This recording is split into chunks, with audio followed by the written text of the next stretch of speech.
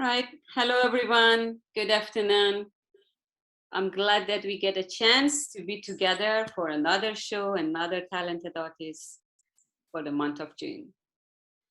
Our talented artist for this week and this month is Mariana Dioguardi. If I pronounce your last name correctly, Mariana, please let us know. And she creates the most colorful and yummy type of art. You're gonna see in a second. All right, so we are so glad that you are here with us today, and would love to hear about you and what you do and how you create those yummy type of art. So please tell us who you are and what you're doing and how you became interested in art. Well, I was a precocious child, and so my mother was always finding things for me to do. And my mother, having been an art student for a little while, was always putting crayons in my hands or pencils and paper. And so I really started in two-dimensional work very early on. And I would actually go around to my neighbor's house and ring doorbells and try to sell my artwork for 5 cents. So I would try to get a nickel a piece for my work. And that's really where I got my start. You were a businesswoman from start. I guess so, but it took a while for me to get back to that. I had a very convoluted arc because I was also very good in academics. So my parents really tried to focus me into the academic world. And so I ended up going through a very classical high school that didn't have any art. And I became a teacher, have a master's in education. But at some point in my 30s, I became very miserable with life and really wanted to do what I wanted to do, which was to paint. And I started putting myself through art school at that point. Okay. But it's interesting that you say my artwork is yummy because as a child, I think I have a little of that synesthesia where I actually feel like I'm tasting colors. Oh, really? Because I remember talking to my mother as a child and seeing this beautiful red glistening berry. And I was like, oh, that's so beautiful. I want to eat that. And my mom says, oh no, it's poison. I'm going, no, not the berry, the color. Yeah. And I had talked about, I really wanted to put colors in my mouth and not paint and not food, but colors. And so I just love that you call it yummy. Thank you. Yeah, I mean, maybe that's how it led you to, painted everyday object and fruit and everything, It is. And, so to start with our conversation, what type of art you most identify with? Interestingly, I identify with the Ashcan school. The Ashcan school was a movement at the turn of the century where people were men, and there was a woman involved in the school. It wasn't formal school, it was a movement of portraying their lives in America. So they were showing the streets, they were showing the urban scape. And when I went to the Museum of Fine Arts in Boston for the first time, and I saw paintings from the Ashcan school that really was about my life, because my life was very urban and kind of gritty. And I really started responding to art at that point, like, oh, art can be about me. Art can be about my life. And that's how I got into using common day objects. Now this series is my first series I did from a cup I found in the gutter. Okay. It was in the gutter, it's a beautiful color, I picked it up, I brought it home, I washed it, and I was like, I have to paint this. And so it's the first translucent painting I had done up to that point. Yeah. And it's led, I think that, yes, it was in 2009. And it took me 12 years to come around to painting translucent objects again. Wow. Yeah. Miss, before we go and see some more of your work, if you are agree, I have a video of you, and I'm gonna tell everyone you have the most beautiful garden and a studio anyone can wish for. So I just thinking to play this. Okay. You may receive a lot of email and requesting some more images from your garden, though, but That's fine. let's play this video and then everyone can see how lucky you are, okay? I am lucky. Yes. So my garden has been a 26-year project. We've been living here about 25, 26 years.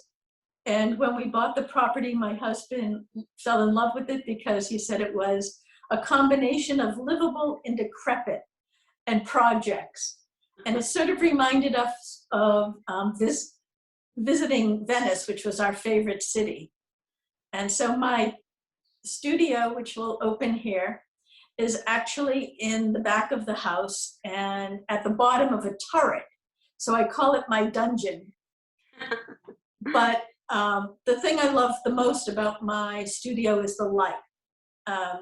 You know, at first glance, they look like they're fluorescent lights, but they're also full spectrum. There's warm light and cool light to keep it balanced. And so it's a really wonderful way for me to keep my colors the way I want them, you know, the way I see them and the way they're going to present in a painting. So the lighting to me is very important. Wow, very interesting. Very beautiful, definitely a studio. And this is my avatar. That's your lucky charm. That's the That's symbol. my lucky charm, and I use that as my avatar. Yes. All right, okay, so let's see some of your artwork. And although you have also a beautiful website, I just had to point out and see if anyone interested to see more of your work. This beautiful, colorful, as well as this yummy. Look at that; they are so real. You want to bite of this cucumber. But yeah, it means since we don't have much time, we pick some of your artwork. Let's just go through them. And then if you have more time, we come back to your website. Okay. All right. So walk us through some of your artwork, and then also explain why you choose everyday object. Why this everyday object in kitchen, I should say, subject are more interested you. Well, it sort of started as a counter movement to the still lifes I was seeing in Boston, which were lace tablecloths, china, silver, big floral arrangements, very formal and traditional, carrying over from, the classic still life. And I would just look at them and go, well, that's beautifully painted, but that doesn't say anything about my life. I don't have those objects in my life. That's, it's not me. And I'm like, why don't we paint our still lifes of our life now? And so in art school, I started with doing cereal and breakfast cereal boxes. And my teachers were pretty amazed that my still lifes were very common, but I kept it up. And again, Jell-O was a fascination for me because of the translucency and how out of favor it's become. It sort of became a class issue. We don't eat Jell-O, those people eat Jell-O. But Jell-O is really beautiful, and I felt that the beauty of Jell-O could just bring everybody around and say, okay, I might not eat it, but it is beautiful. Yeah. And it was another very interesting way to explore translucency. But it was one of the most difficult still life subjects to paint because I paint from life. Yes. So I had to make 2 of everything, keep 1 set in the refrigerator, and then as one Jell-O started to melt, I had to put it back in the refrigerator and then bring out the next set. So I was always switching them off. And then when you finish, you eat them. No, actually I couldn't because I had to learn how to fortify them with so much Jell-O, so it would take longer for them to melt. So they weren't even tasty. They were just like, I made little sculptures basically to I paint. see. Yes, And and yeah, I mean, why you choose? I mean, I see you have a series of cup in, different house. Or why you're fascinated with cup in particular? I mean, I see you have a lot of them. my coffee and coffee cups, Yes. it's because when I was growing up in a very Italian-American working class neighborhood, it had transitioned from being Irish to Italian. And so the Irish women would sit around the table drinking tea. The Italian women would sit around having little bits of espresso. And I grew up going in and out of the kitchen on my way to play with my friends. But I was always fascinated by this ritual of women sitting around a table and talking. And the first time I was invited to have tea with them was a really big transition into womanhood. I could hold my own cup and tea, and I was probably about 9, but I felt very grown up and very important. And this is just a part of my life, hospitality and anticipation. And it's an entry into all sorts of conversations and friendship. Yes. Well, So, very good way to put this, means, and to explain your interest in cup and coffee mug and everything. Yeah, I mean, I can see that, right? right. Yeah, and how long? What media are these? I mean, I don't have information in media. I'm an oil painter. Okay, so And you. I only paint in oil. Okay, good. And And does your work change over the time since you start in till today? well, my subject matter hasn't really. It's always been very grounded in life, daily kind of life. My techniques have evolved. When I first started out early on, I would start with just the palette knife. And I would do very little drawing, and I never picked up a brush. But as I've demanded a little bit more of my painting, and I needed cleaner lines, I've sort of thrown all technique to the wind, and now I'll do whatever it takes to get what I want. So, from being very stickily about just using a palette knife to now I'll use my fingers, I'll use anything. Yeah. So but the subject almost the same, right? So from almost the same. beginning you were interested in like everyday object in life. Yes. I can see that. And this is like, I see you have also a collection of cups, I do. And this is all started with you founding that one cup In the gutter, right? in the gutter. As trash, yes. As trash. So that's why the Ashcan school really appeals to me, because in Boston at the time I grew up, we would call trash cans ash cans. Okay. So yes. All right. So this is, like I say, this is one of your recent work, 2021. Is there any message behind this cup series? I mean, do you have, any description for this? Why in particular this subject? Well, again, they're cups. They're new cups. They're sort of cups of another generation. And they're beautiful. Again, I think, these cups usually end up being thrown away. Yes. And I just see them as jewels. Yeah. So for me, they're really precious because of the colors.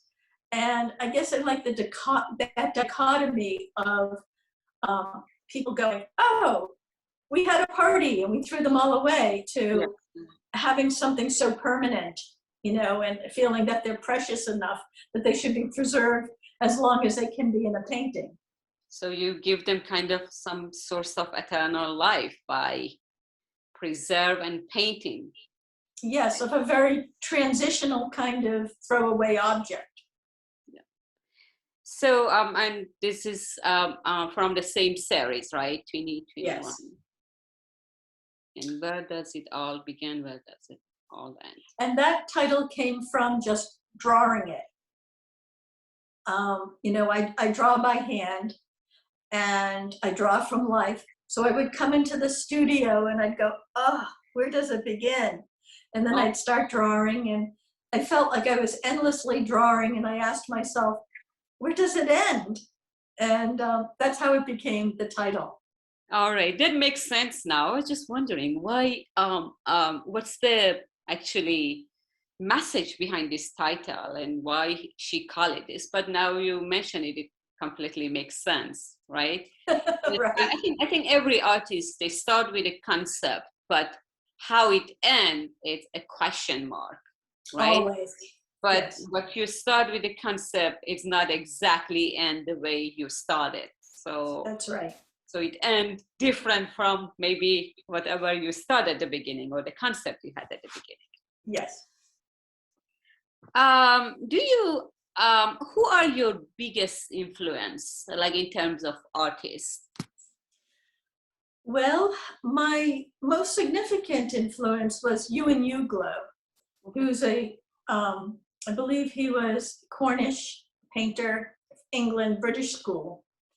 And he painted the most beautiful, tiny little life-size still lifes. Okay. And when I discovered his work, I was very much attracted to it.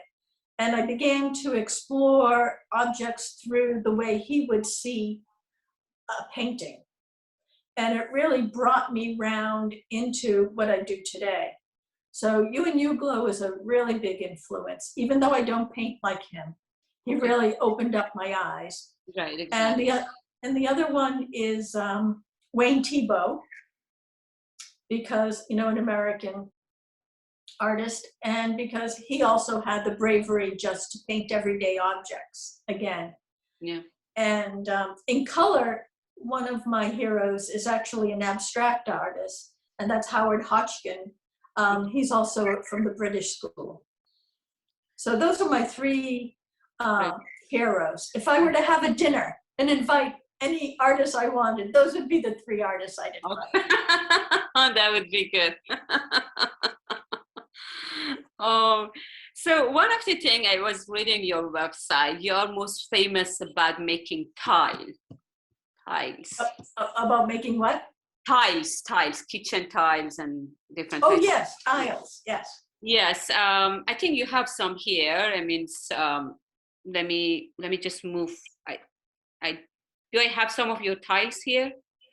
They're in the Shopify site. Maybe that's why you had it. Okay, so I may go to your go back to your website. So, but why you decide to do tiles? And is this you painting directly on a tile? No, the tiles are interesting. They're a way for me to revisit a painting. So what I typically do to make a tile, I go into a painting that I've done, and I find a really interesting detail that I like from that painting, and make an image of that painting, and it gets transferred to the tile. Okay. So it's, in a way it's a reproduction, but in a way it's also an unusual view of a painting I've already done.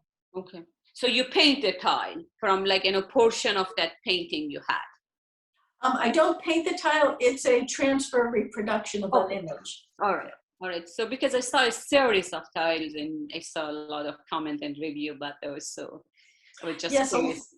A lot of people really like them because it's a way, once a painting is gone, it's gone. And, you know, a lot of people will say, oh, I always loved that painting. And I can always say, well, I have this little piece of the painting in a tile. And so they've sort of become a way for people, I call it beginner art.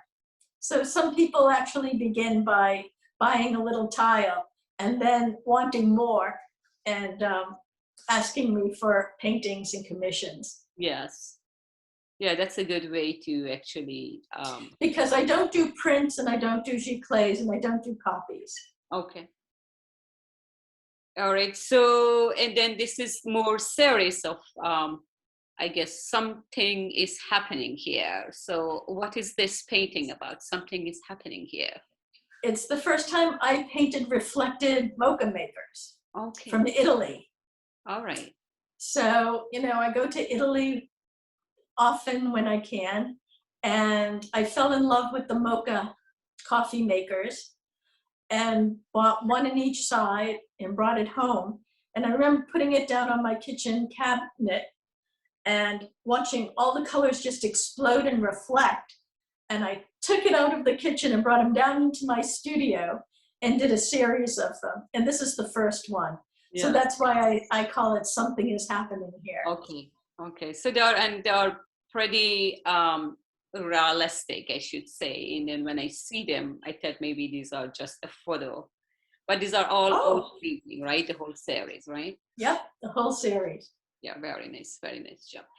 But beside that, beside everyday object, you also do cityscape or landscape as well, right?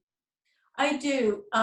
The laundry line, again, for me was an everyday object because one of the jobs I had in East Boston as a little girl, my chore was to hang out the laundry.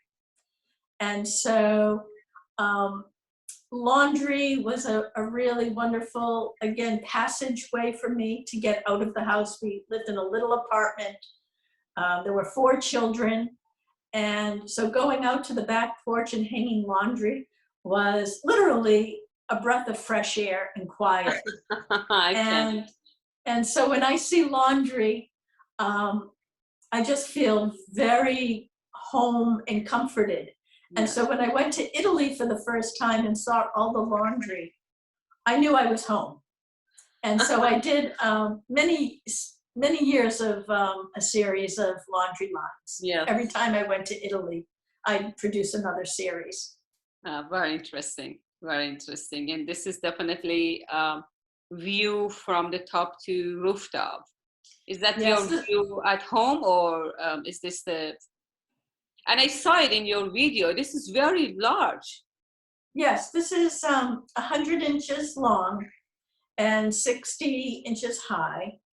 It was a commission, and it was the last laundry line painting I did. And I think you can see here that I'm just coming back to the Ashcan School of an Urban Landscape. This is Venice. Yes. But this isn't the Venice that people paint. People are painting the canals and the gondola and the romance. But this is the Venice that I resonate with, where people live in abandoned buildings and laundry lines. Exactly. And so I was actually commissioned to paint a garden painting. And I did little studies, but I threw this one in.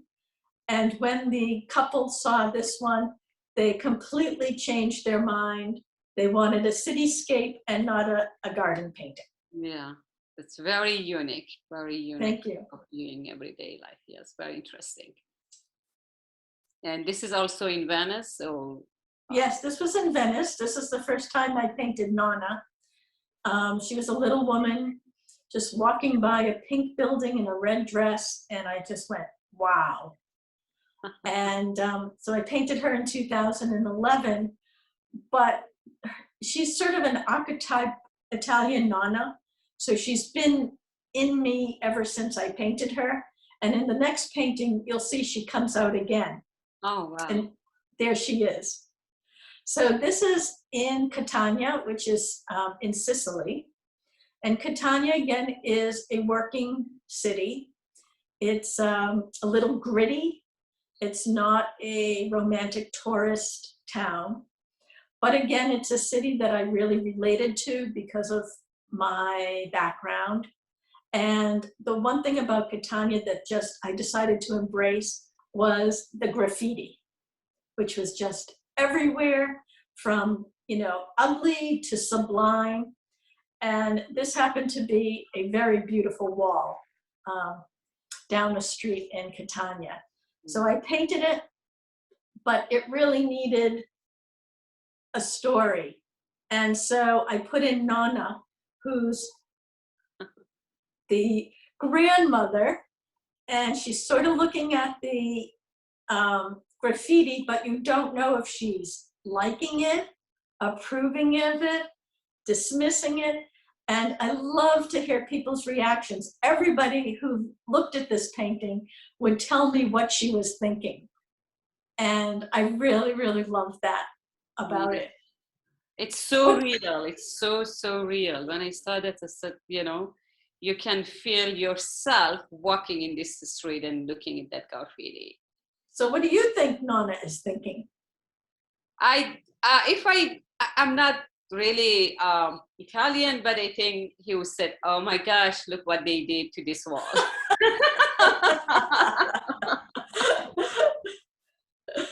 So that's the big question. Yes, I know.